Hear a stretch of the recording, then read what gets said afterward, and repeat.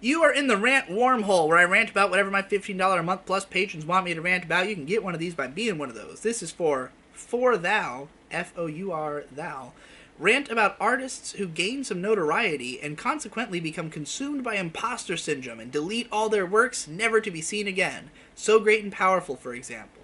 I don't know if So Great and Powerful had a case of imposter syndrome.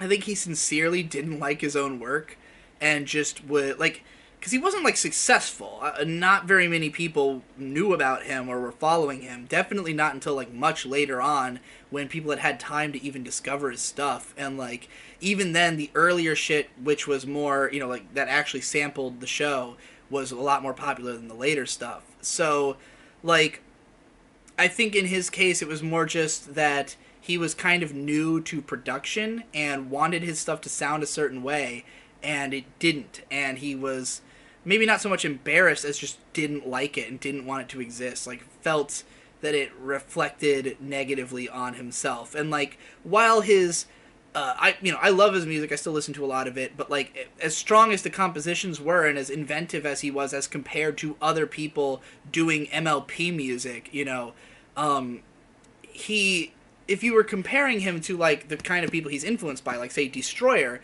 who a lot of his style borrows from, like, Destroyer is clearly a long time, well trained, like, musician, like a guy who knows how to create really distinct sonic palettes that sound incredible, and his production is pristine, and he has, like, very different ideas and out there content. So, like, if you listen to Destroyer and you listen to So Great and Powerful, it's very obvious that he wants to be like that. And even if I personally like a lot of SoGap stuff even more, but a lot of that also is, tied to my own emotions, my nostalgia for when I was into the show. Like, I can still see why, if you were trying to sound like this and it came out like this, you would be embarrassed by it. And it doesn't matter what other people are telling you about it, because you have your own feelings. Like, there's lots of stuff I've made that a lot of people like that I think is dog shit. And the only reason I leave a lot of my stuff online is that I don't care. Like, I want people to see. I want people to see my failure so that they know that they can learn from it. And if somebody else enjoys it, then that's good for them. Like, I'm not bothered by people enjoying things that I've created that I don't feel that strongly about. But I do see this happen where people get popular and then they feel there's a lot of pressure on themselves. They feel like they have to live up to the expectation that they will continue to be as good as they were, or that that they are supposed to be some artist, that they're supposed to be, like, in the public eye and have opinions about things. And, like, suddenly you as a human being are being put on display, because when you create art, you are you're showing a piece of yourself. Only you can make the things you make. Even if it looks like something else, even if it bears resemblance to something somebody else made, it's always going to have your marks. It's going to have your fingerprints. And so you're exposing yourself. You're giving the world a piece of yourself. And for some, that can be very uncomfortable. And when they see success in a way they didn't expect, or when they're being interpreted in ways they didn't expect, or that are uncomfortable for them, when,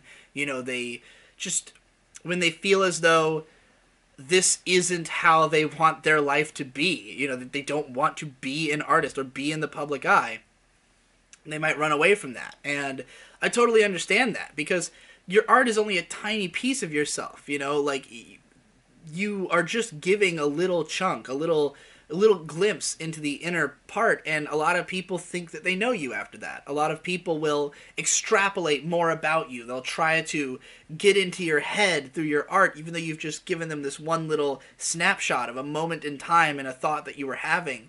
And, suddenly they want you. They want all of you. They want it all. And, like, they might not like what they get, and you might be afraid to give it to them. You might be afraid to reveal that extra side, that, the more information about yourself. Like, and just look at me, for example. Like, recently I've been on this whole, like, lolicon shit, right? Like, very out and open and about it. I wasn't talking about that when I got popular on YouTube. I was back in the blogger days when I was being followed by 10 fucking people, but, like, when I started getting popular on YouTube, I'm like, I don't want people to take this and run with it and misunderstand it in the way that they have now. Like, I don't want to have to be like dragged into the public spotlight for every single thing that I think or care about until I was ready to do that. You know, I basically didn't start revealing more intimate things about myself until I felt comfortable, because largely because of my relationship, you know, because I had somebody who was accepting me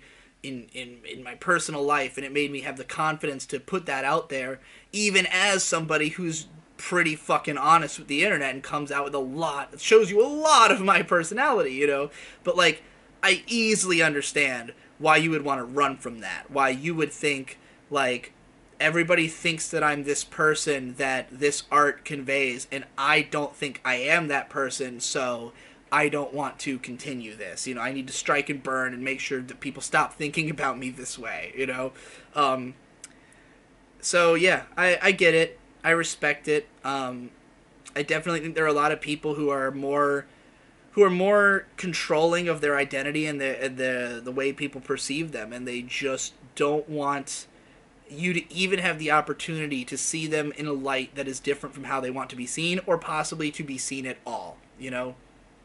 And it's unfortunate for us as audience members, but you know, I think that the needs, you take care of yourself first, you know. Like, if you got to delete all your music in order to feel good about yourself, go for it, man.